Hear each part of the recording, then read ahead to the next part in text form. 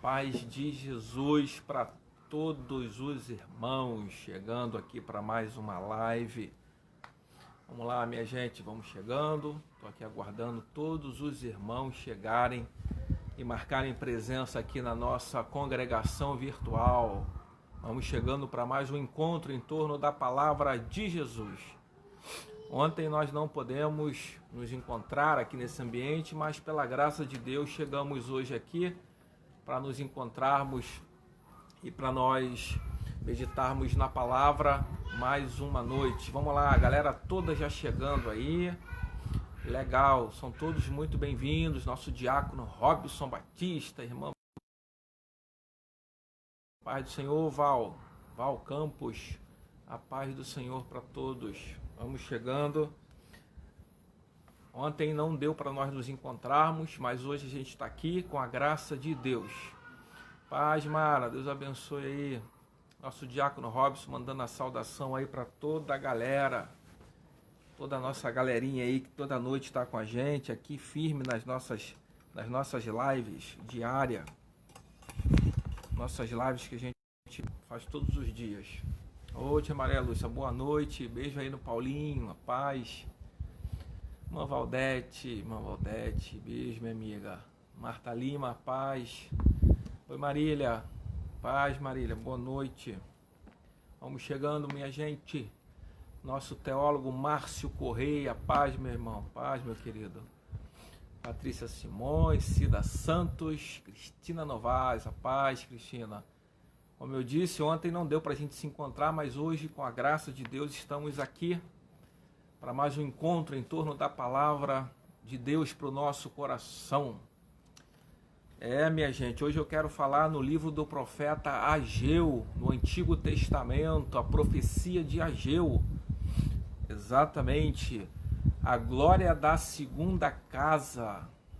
É sobre isso que queremos falar. Oi, Cilinha, boa noite, a paz. Já vai procurando aí, ó. Vai procurando aí na sua Bíblia, ou no seu smartphone, enfim, na forma que você tiver aí a palavra, vai procurando aí, tá bom? É verdade, Márcio, ontem não teve por motivo de força maior, mas hoje, com a graça de Deus, estamos juntos aqui, unidos, firmes e fortes. Então já vai procurando aí na palavra o livro do Ageu, a profecia do Ageu. Tia Ivone, beijo, querida. Tia Ivone chegando. Beijo para todos. Vamos hoje ver a profecia do Ageu. Ageu capítulo 2, versículo 9. Márcia Cristina, paz, minha querida. Vamos lá, minha gente. Vamos chegando. Ó. Daqui a um minutinho eu já inicio na leitura da palavra. Só para dar tempo da galera ir chegando. Nossa psicóloga Heloísa na área. Pastora Cláudia Moreira, bem-vinda, minha amiga. Tivone, beijo especial para a senhora Tivone, fica com Deus aí. Vamos lá, minha gente. Vai aí abrindo as escrituras, pega aí a palavra e abra aí no profeta Ageu. Eu já estou aqui com a minha Bíblia aberta. A glória da segunda casa será maior que a primeira. Ageu capítulo 2, verso 9. Queremos falar sobre isso. Queremos falar sobre o Deus que faz tudo novo. Queremos falar sobre o Deus que conserta caminhos, que ergue do monturo o desvalido. Queremos falar sobre o Deus que, quando tudo parece que acabou, que está acabado, Deus novo, Ele faz tudo novo, é uma glória nova. A glória da segunda casa será maior que a da primeira. É o título da nossa mensagem hoje, aqui no capítulo de número 2 do profeta Ageu. Abre aí no profeta Ageu. Você que já está acomodado aqui na nossa congregação virtual. Oi, irmã Zelia, paz, minha amiga. Você que já se acomodou, já está aí com a possibilidade de abrir as escrituras, por favor, faça isso. Abra aí no profeta Ageu, no capítulo 2, nós vamos ler apenas um versículo da profecia de Ageu. E eu queria desde já que vocês me dessem retorno, como é que está chegando o som para vocês, Como é que está chegando aí a imagem para vocês? Michelíssima, chegando na área, Michelíssima. Você não pode faltar live, Michelíssima. Você é a pessoa dos comentários pertinentes, assim como toda a nossa galerinha aí. Vamos lá, Michelíssima. Vamos chegando e vamos abrindo no profeta Ageu, no capítulo 2, versículo 9. A glória da segunda casa. É isso aí, minha gente. Vai dando retorno aí. Quando vocês já me derem o retorno em relação às nossas questões de hoje, se tá tudo ok aí, se o som tá chegando beleza para você, se a imagem tá chegando ok, a gente já pode iniciar. Cidinha, paz, beijo na Laurinha, em todos aí, Cidinha. Legal, já tem uma galerinha aí me dando retorno, dizendo que tá tudo ótimo, que a imagem tá, que o som tá bom, a imagem tá maravilhosa, que bom, graças a Deus. Vamos juntos então nos alimentarmos e nos fortalecermos da palavra. Passará o céu, passará a terra, mas a palavra do Senhor permanecerá para todo sempre. É essa palavra que queremos falar nessa noite. Palavra eterna do Senhor nosso Deus. Legal, gente. Já recebi o retorno de todos vocês. Vamos fazer uma breve oração inicial para a gente já iniciar. Quero crer que você já está aí atento, já está aí com a sua palavra na mão, já está aí com a Bíblia. Se não for possível, você já está aí com o seu ouvido bem atento e que a gente possa iniciar. Senhor, te damos graças por mais um dia que o Senhor nos concedeu como fruto da tua graça, da tua bondade e da tua misericórdia. Chegamos aqui mais uma vez nesse ambiente que o Senhor tem nos proporcionado para nós nos alimentarmos mutuamente, esse ambiente virtual, onde temos pregado a tua palavra e temos também sido abençoado pela vida de cada um dos irmãos que tem chegado, que tem comentado, que tem feito as ponderações, que tanto alegram e que tanto acrescentam nas nossas reuniões virtuais. Senhor, muito obrigado, eu consagro a Ti esse momento a Ti, com temor, tremor, com reverência, que nós chegamos todas as noites aqui para falar da Tua palavra, Senhor. Quem somos nós para falar da Tua palavra? Quem sou eu para falar da palavra do Deus eterno? Mas é com ousadia e com quebrantamento que nessa noite nós tomamos a Tua palavra para usarmos ela para o nosso crescimento, para o nosso bem, para a nossa admoestação e para a nossa perseverança em fé, Senhor. Pai, no nome de Jesus, eu consagro-te este momento, que todos nós sejamos alcançados e abençoados por Tua palavra nessa noite. Em nome de Jesus, amém. Assim seja. Boa noite, irmã Vandercy Rossi. Todos que chegarem após a leitura da palavra, sintam-se muito bem-vindos, sintam-se abraçados todos. E quando eu iniciar a leitura da palavra, a gente vai direto para que a gente não perca o raciocínio, tá bom? Eu quero hoje dar um pouquinho de conteúdo histórico para vocês, e aí o raciocínio precisa estar bem atento, bem concentrado, para que eu não perca as ideias e consiga concatenar todas as ideias que vêm à mente, de modo que eu quero hoje dar um pouquinho de conteúdo histórico para vocês dessa passagem aqui de Ageu. Então todo mundo achou aí? Ageu, capítulo de número 2, versículo de número 9, eu vou ler para vocês, que é o título da nossa mensagem de hoje. A glória da segunda casa será maior que a da primeira, é o título da nossa mensagem de hoje. A glória da segunda casa será maior que a da primeira. Estarei lendo agora aqui Ageu, capítulo de número 2, versículo 9. Está escrito assim, irmãos. A glória desta última casa será maior do que a da primeira.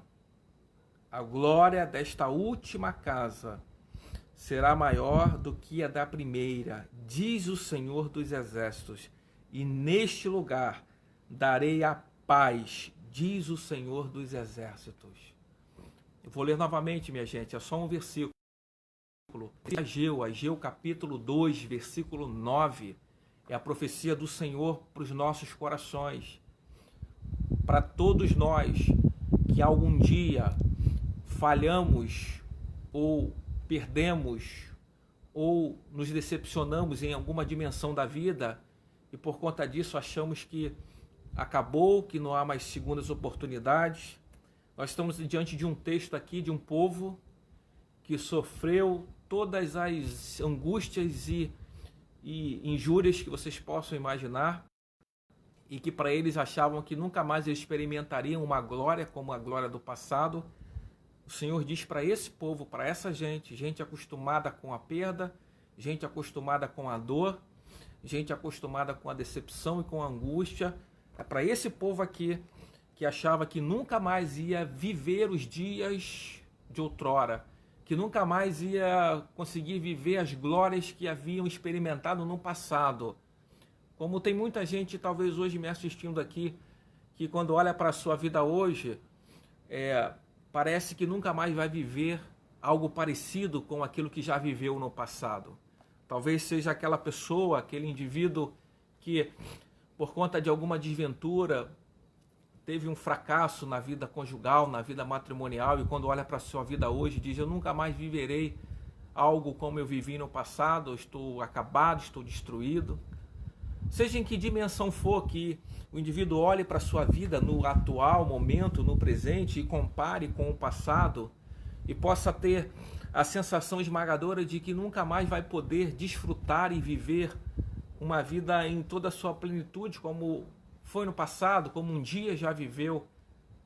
Tem muita gente vivendo essa realidade hoje, pessoas que tiveram um passado tão glorioso, pessoas que tiveram uma vida tão abençoada, e por conta de algumas circunstâncias que chegaram, algumas coisas que chegaram, e o indivíduo às vezes se encontra em um momento de total desesperança, onde quando ele olha para o passado e compara com o seu presente, parece que nunca mais ele vai viver uma glória parecida com aquela.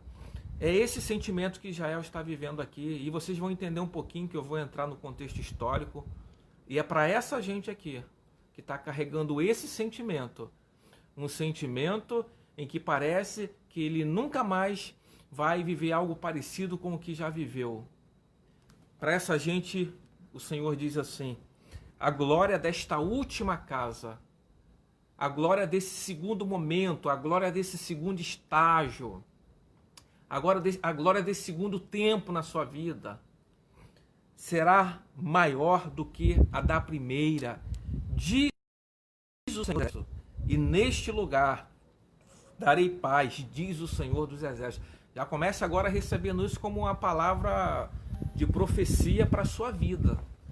Uma palavra de profecia, Deus dizendo que as glórias experimentadas no passado, elas não hão de se comparar com as glórias que estão preparadas para o nosso futuro. Minha gente, Deus tem algo extraordinário no nosso futuro.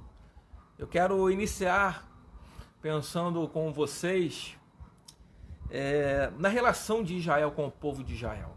Na relação de Deus com o povo de Israel, melhor dizendo.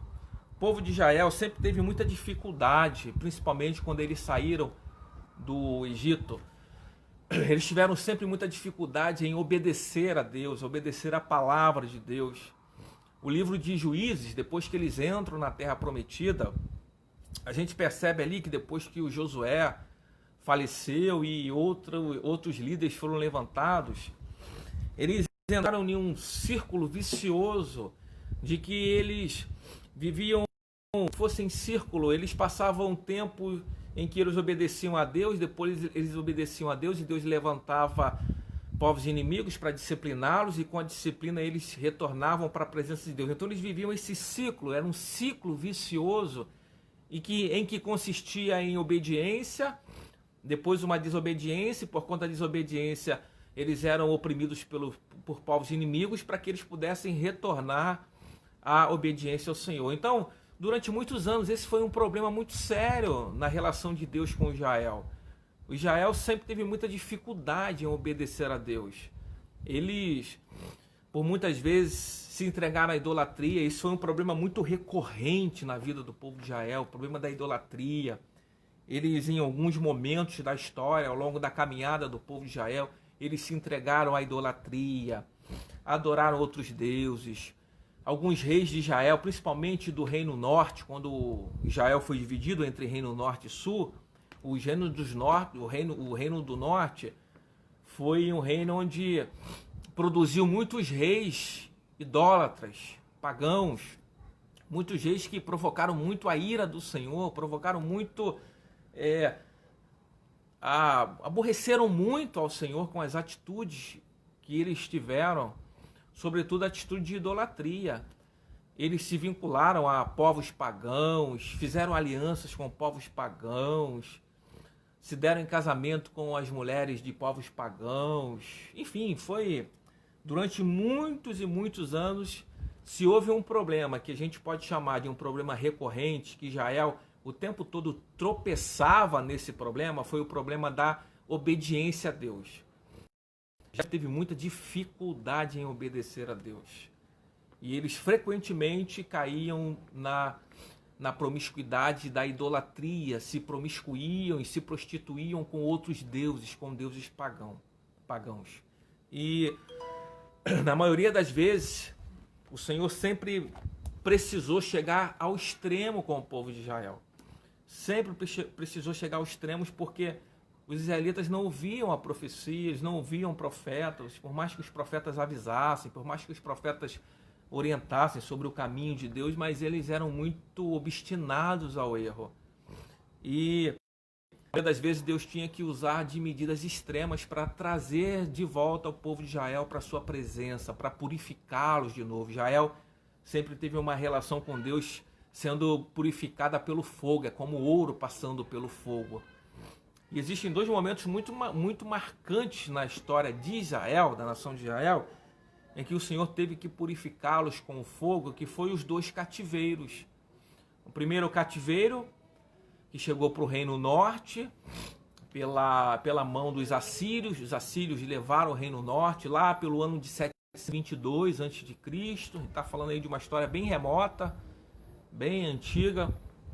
E o Reino Norte foi totalmente desfigurado e foram espalhados por todas as nações. E depois chegou a vez do Reino Sul. O Reino Sul, que era formado pelas duas tribos, a tribo de Benjamim e de Judá, que também depois foram levados para o cativeiro, esse cativeiro conhecido como cativeiro babilônico, cativeiro que tem mais detalhes na Bíblia Sagrada sobre ele, que os babilônicos levaram o povo de Israel e ficaram durante 70 anos lá no cativeiro de Israel, da Babilônia, na cidade da Babilônia lá. E quando os babilônicos entraram em Israel, eles saquearam todo o tesouro que os israelitas tinham. Eles levaram as mulheres como escravos, as crianças como escravos, levaram a maioria do povo, ficou muito pouca gente em Israel. E foi um tempo muito difícil, foi um tempo onde toda uma geração morreu na Babilônia, porque de fato durou 70 anos o cativeiro babilônico, como havia profetizado Jeremias. Jeremias havia profetizado que o cativeiro babilônico duraria exatamente 70 anos, e durou os 70 anos. E toda uma geração na Babilônia, e uma geração nasceu na Babilônia. E essa geração que nasceu, e alguns poucos remanescentes, já com suas idades avançadas, já maduros, eles depois de 70 anos voltam para sua terra. Eu já preguei sobre isso, quem está me acompanhando aqui já há bastante tempo vai lembrar quando eu preguei no Salmo 126, que eu falei do retorno do povo de Israel para a terra de Israel, quando o Ciro decretou a libertação deles, concedeu a liberdade para que eles retornassem para sua terra. Quem está vendo a mensagem, está gravada aí no Face, está no YouTube também, quando eu falei sobre as torrentes do Negueb, no Salmo 126. Deve ter gente aí que lembra. E quando eles chegaram na terra de Israel, eles encontraram a terra em total desleixo, em total descaso, em total abandono. Eles encontram uma terra devastada, 70 anos, que a terra ficou sendo negligenciada e ficou devastada. E a galera que tinha voltado foi a galera que não tinha muito recurso, porque aqueles que tinham recurso acabaram se estabelecendo no período do cativeiro. Muitos acabaram ficando pela Babilônia mesmo, muitos acabaram se estabelecendo em outras nações. Isso explica a presença de judeus no mundo inteiro, porque o judeu sempre conviveu com essas dispersões, com esses exílios, onde eles, hora ou outra, eram espalhados entre as nações vizinhas. E como eu falei para vocês em uma outra ocasião, quem retorna para a terra é o povo sem recurso. E ali eles tentam se reerguer, agora sem status de nação, sem política, sem sociedade, sem religião. O templo havia sido destruído, Nabucodonosor tinha destruído o templo de Salomão. Agora eles estão sem vida, porque a vida religiosa de Israel girava toda em torno do templo de Salomão. Os rituais eram todos feitos ali. As matanças dos animais, todos os rituais eram feitos ali em torno do templo de Salomão. E agora eles têm que erguer a vida, soerguer a vida em todas essas dimensões. Na dimensão social, porque até então eles tinham se fragmentado como sociedade, ficam 70 anos escravizados e quando voltam, eles têm que se reconstruir como sociedade, eles têm que se reconstruir como nação, sob aspecto político, e isso só vai acontecer mesmo de forma concreta na nossa era, em 1948, quando a ONU reconheceu de novo Israel como uma nação. Israel é um país de 70 e poucos anos, 72, se não me falha a memória, é um país bem novinho sob o ponto de vista da restauração, do período da restauração. Sob o ponto de vista histórico, Israel é antiguíssimo. Mas por conta do cativeiro babilônico, eles perderam o status de nação. E foram alcançar na nossa era agora, em 1948. Lá com o voto de Minerva de um brasileiro, quando a ONU reconheceu Israel de novo como nação. Então eles precisam se reerguer em todas as dimensões. O que se havia instalado era desânimo. Era olhar para tudo aquilo que tinha que ser feito e falar, meu Deus, como é que a gente vai construir tudo isso de novo? Como é que a gente vai erguer tudo isso de novo? E aí entra o profeta Ageu, que é o profeta que está no meio desse povo que volta do exílio da Babilônia. O Zorobabel era o administrador, era o gestor, e o Ageu é o profeta. E é o Ageu que está se levantando com voz profética, dizendo para o povo, olha, vamos embora, gente, vamos embora, minha gente, vamos levantar, vamos arregaçar as mangas, vamos trabalhar, vamos reconstruir a vida. Vocês só estão preocupados com a vida social de vocês, porque quando eles retornaram para a terra, cada um começou a querer cuidar da sua própria vida, reconstruir a sua casa, reconstruir os seus negócios ali com os seus poucos recursos. E a questão da construção do templo havia ficado para trás. Eles tinham apenas iniciado a obra, tinham apenas deitado ou levantado, como queira, os alicerces do templo e depois havia parado. A obra ficou parada por aproximadamente 18 anos.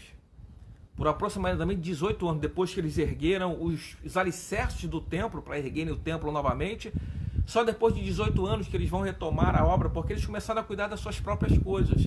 E é o Ageu que se levanta e diz, gente, vamos lá, minha gente, vamos, vocês estão cuidando apenas da vida social de vocês, nós temos que restaurar a vida espiritual, nós temos que voltar aos nossos ritos, temos que erguer o templo novamente.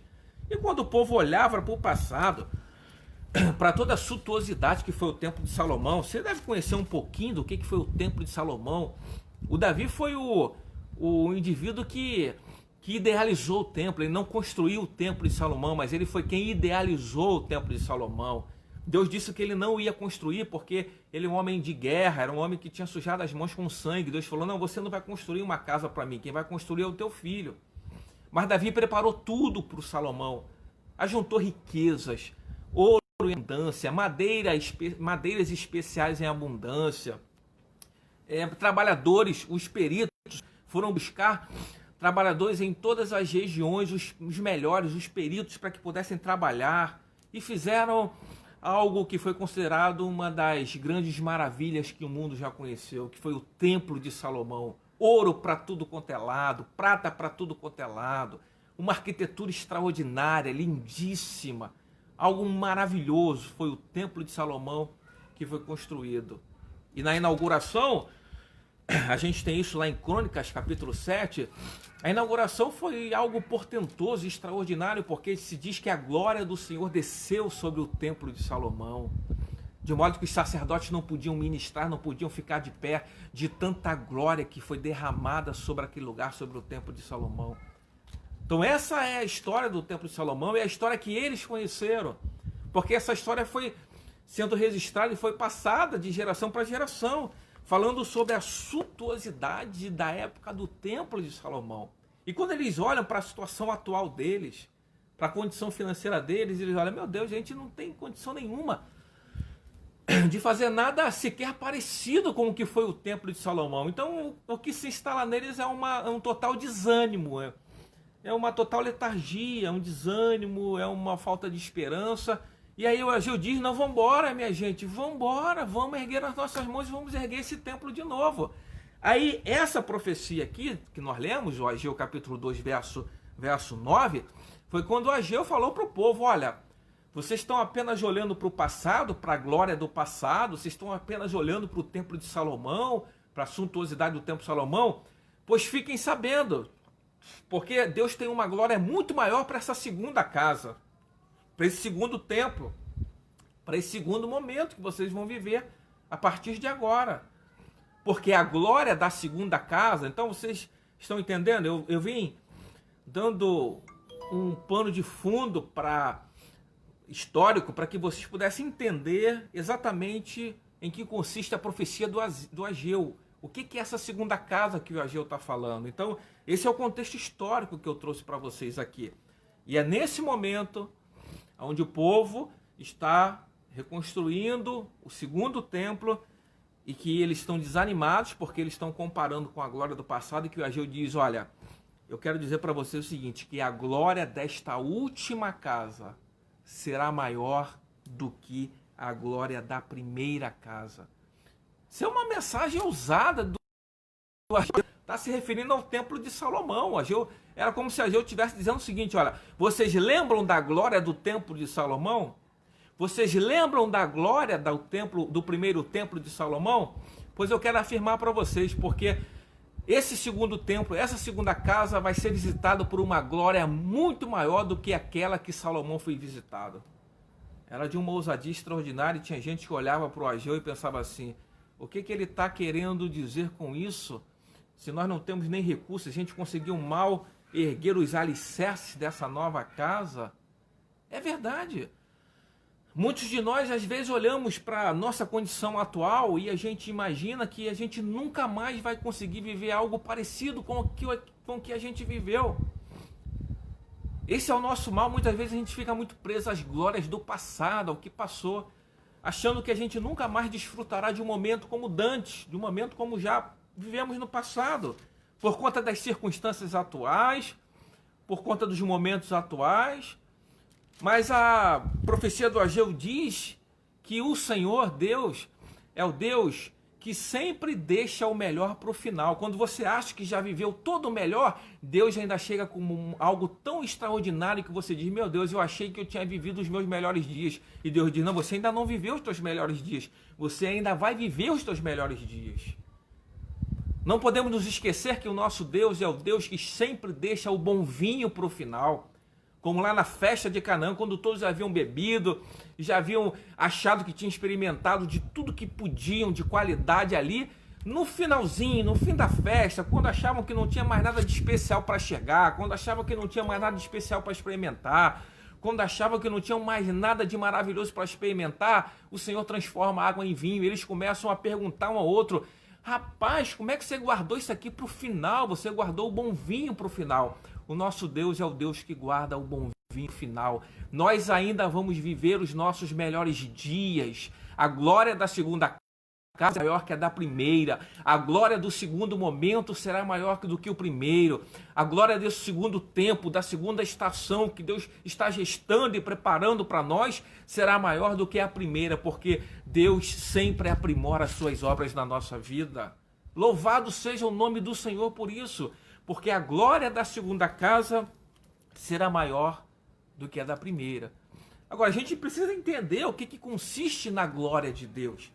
Porque, de fato, quando o templo terminou, quando eles construíram o templo, esse que é conhecido como o segundo templo, sob o aspecto arquitetônico, sob o ponto de vista material, esse segundo templo, que é conhecido como o templo de Ageu e de Zorobabel, ele não se comparava, não chegava perto do templo de Salomão, não chegava perto mesmo, sob o ponto de vista arquitetônico, sob o ponto de vista material, não chegava perto. O templo de Salomão tinha tido muito mais riqueza, muito mais pompa, muito mais visibilidade.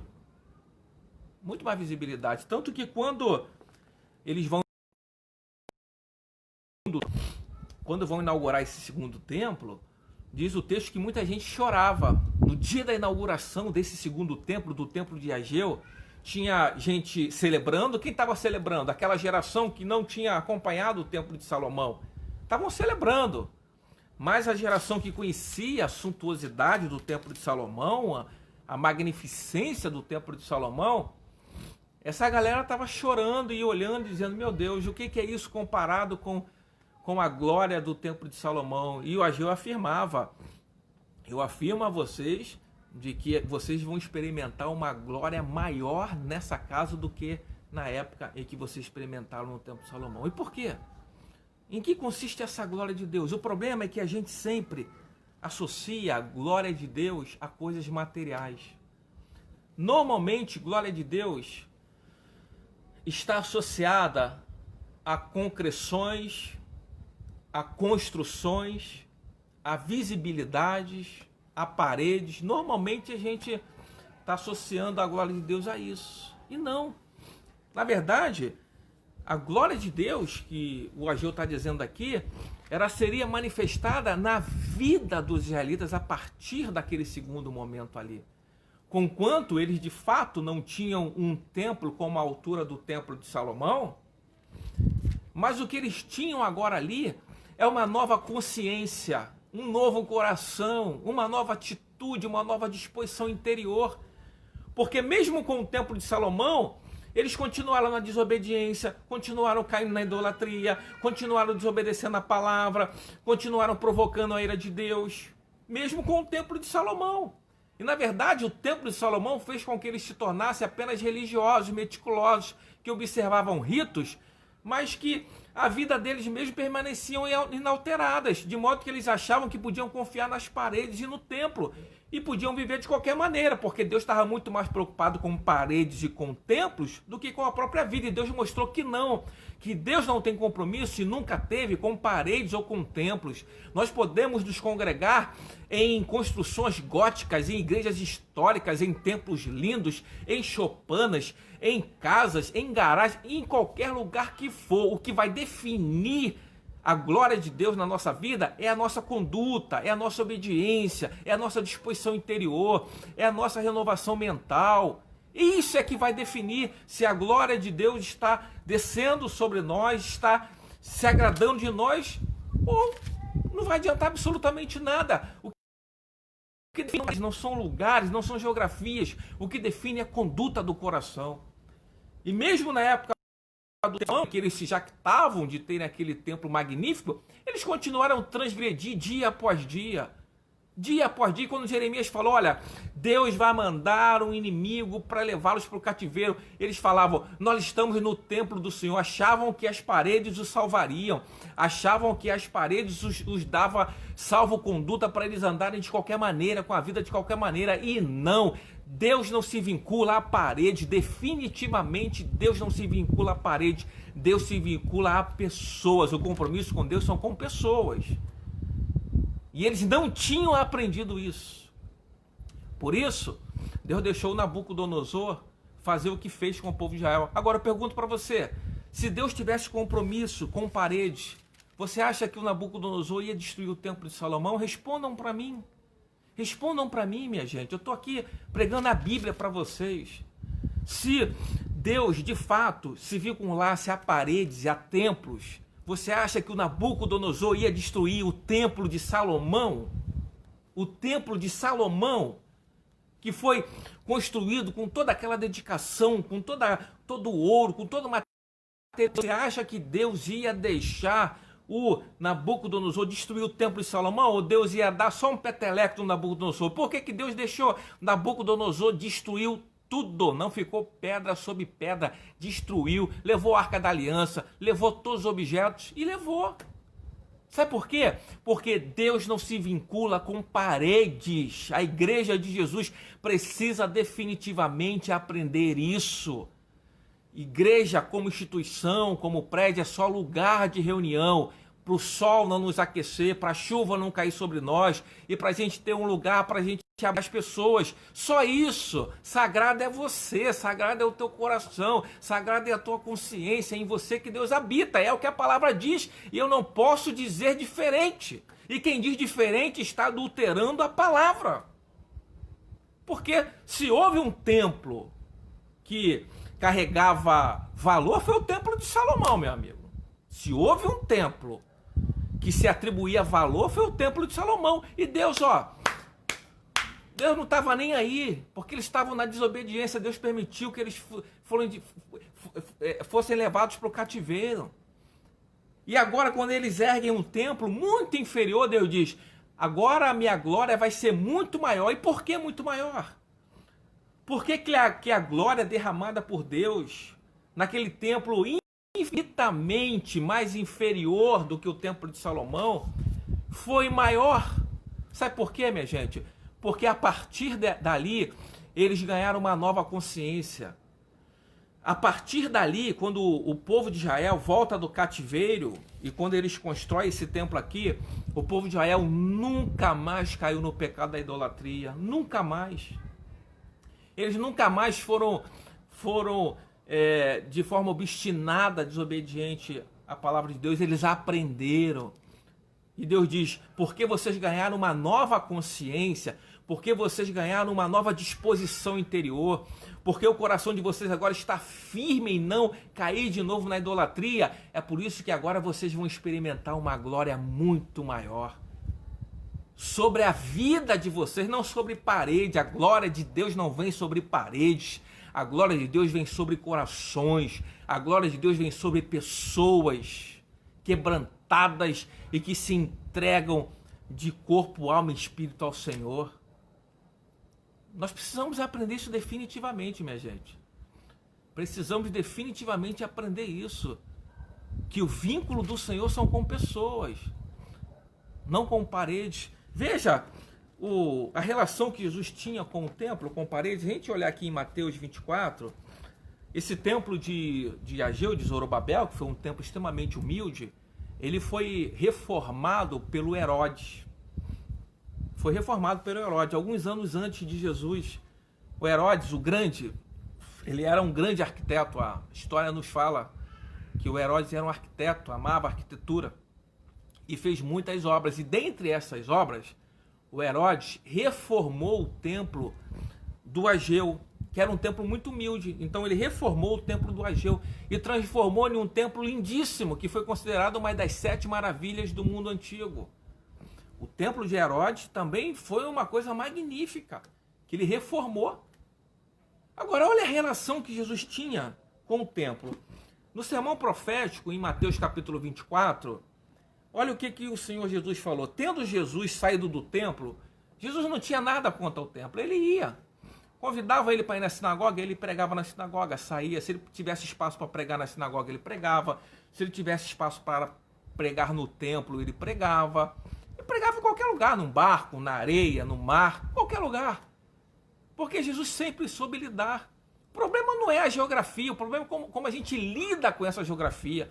O problema é que os crentes ficaram tão adoecidos mentalmente que convencionaram o lugar da adoração no templo. Deus só te ouve se tu estiver lá no templo, Deus só ouve a tua oração se tu estiver em um culto, Deus só te ouve a tua oração se você estiver lá entre aquelas 4 paredes. E aí foram deturpando a verdade do Evangelho, foram desconstruindo a verdade simples do Evangelho. O problema não é o templo, a gente pode ir lá, a gente vai, frequenta, louva. Agora, não me diga que é de lá que Deus te ouve, que é só lá que Deus te ouve, que é só lá que Deus faz as coisas, que é só lá que Deus faz milagre, que é só lá que as coisas acontecem. Não é.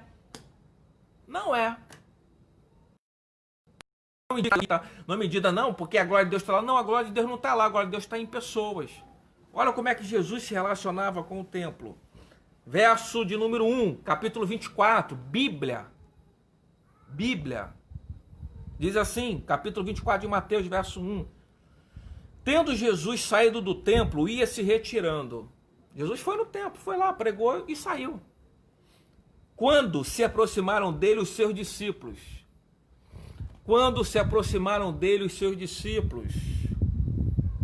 Para lhe mostrar as construções do templo. Os discípulos quando saíram do templo com Jesus, mostraram: Senhor, olha que coisa extraordinária. Os discípulos ficaram maravilhados com a arquitetura, aquela coisa linda. Ficaram maravilhados e começaram a mostrar Jesus. Tá vendo Jesus? Olha que coisa extraordinária. Olha o que Jesus faz. Verso 2 do capítulo 24 de Mateus. Ele, porém, lhes disse, Jesus, porém, lhes disse: não vedes tudo isto? Jesus está falando: vocês estão olhando para tudo isso? Vocês estão olhando para tudo isso? Estão vendo aí? Jesus falou para ele: olha, estão vendo, né? Lindo, não é? Não é lindo, extraordinária? Olha o que Jesus falou para os discípulos: em verdade vos digo que não ficará aqui pedra sobre pedra que não seja derribada. Olha a relação que Jesus tinha. Jesus falou: vocês estão achando isso lindo, não estão? Estão achando magnífico, não estão? Em verdade eu vos digo que não vai ficar pedra sobre pedra. Não vai ficar. E por que não vai ficar? Porque a conduta do povo não estava agradando a Deus. E o vínculo de Deus é com o ser humano, não é com paredes. E o que aconteceu?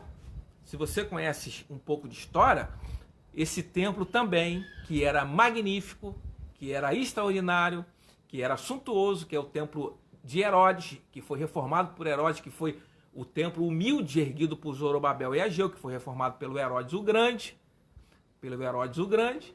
O que aconteceu? No ano 70 da nossa era, o que aconteceu? O general Tito invadiu Jerusalém e jogou tudo abaixo. Ano 70 da nossa era, Tito entrou, destruiu de novo o templo, arrebentou com tudo de novo, levou mulheres cativas, fez uma desordem danada. E Israel vai experimentar de novo uma dispersão. Foram dispersos por todas as nações. A chamada dispersão do povo de Israel. Foram dispersos mais uma vez. E agora a gente está vendo na era moderna pessoas de novo querendo dizer que é o templo que salva, que é o templo que acontece, que é no templo que acontece isso, que se não for no templo não acontece, e que se você não estiver lá no templo não vai acontecer nada, e é lá que a oração é ouvida. Não é. Está aqui na Bíblia Sagrada. Eu estou lendo para vocês a Bíblia. Não me escutem, escutem a Bíblia. Não me ouçam, ouçam a palavra. Está aqui, ó. Ah, eu estou falando contra o templo? Não, estou com saudade de ir num culto, principalmente aqui na igreja de Rio das Ostras, meu amigo pastor Demir. Um ambiente gostoso. Adoro os irmãos ali, me sinto bem, sou recebido bem, sou amado pelos irmãos. Eu estou com uma saudade danada de estar lá com os irmãos. Só que eu entro e saio e o templo fica lá. E eu carrego Jesus aonde eu vou. O Jesus não fica no templo, ele fica em mim. Eu entro e saio e ele sai comigo. Eu entro e saio e o Espírito Santo sai comigo. E aonde eu vou e aonde eu dobrar o meu joelho, Deus ouve a minha oração. E os milagres acontecem a toda hora, eu andando na rua, tomando banho. Aonde Deus quer fazer o milagre, Ele faz. Onde Deus quer me visitar, Ele me visita. Ele não tem geografias específicas. É assim que é, meus irmãos. É assim que é, está na palavra.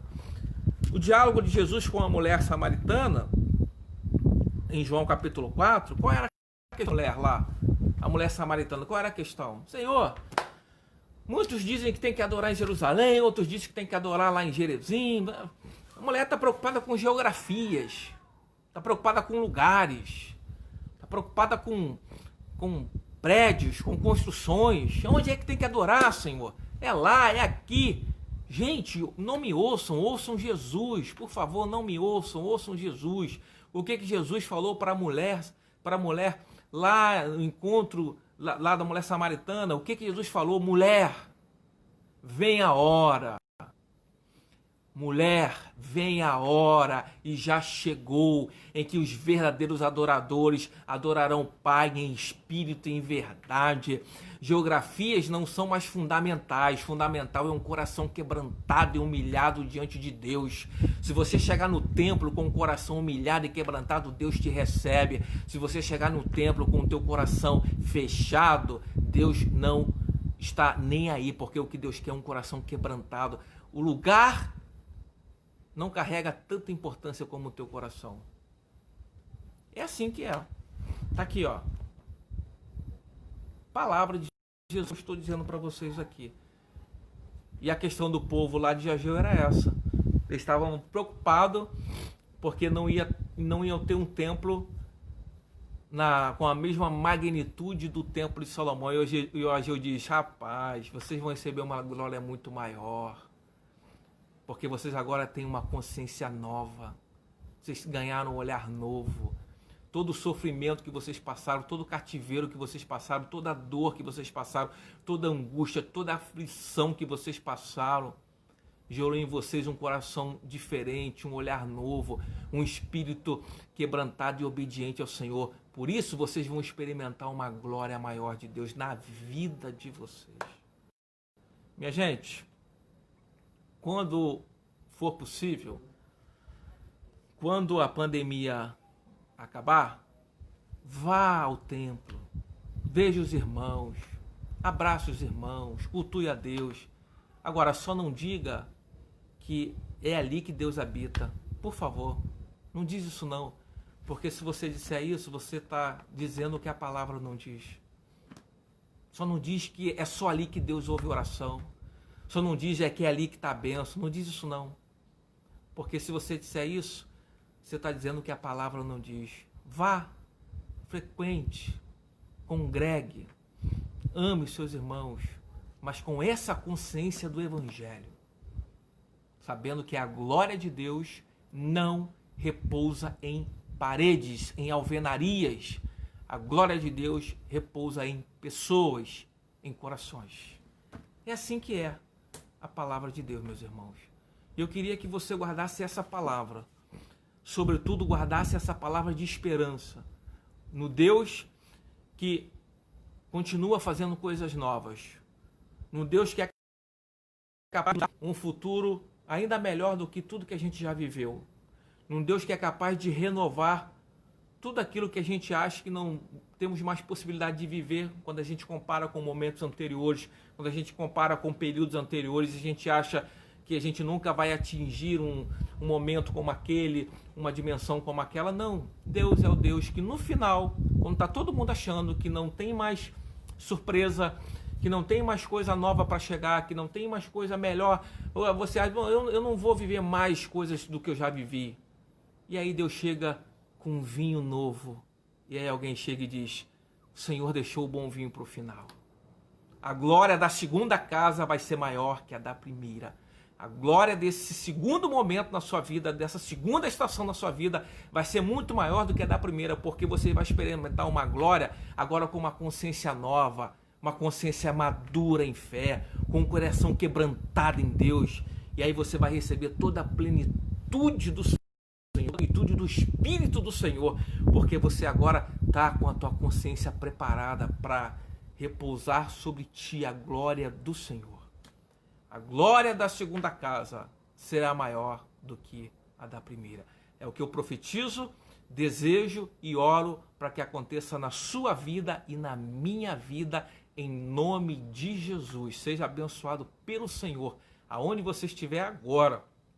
O Senhor te vê, o Senhor te ouve, o Senhor te contempla, o Senhor te assiste, o Senhor provê para a tua vida, o Senhor toca na sua vida onde você estiver. Ele é livre, Ele é o Deus dos céus e da terra. Ele é livre, Ele não está confinado em um lugar, em uma geografia. Ele não está confinado a quatro paredes. Ele é livre e ouve-se a sua voz em toda a terra. A sua palavra corre velozmente em toda a terra, visitando e abençoando pessoas nos lugares mais longínquos que a gente nem imagina. Deus é livre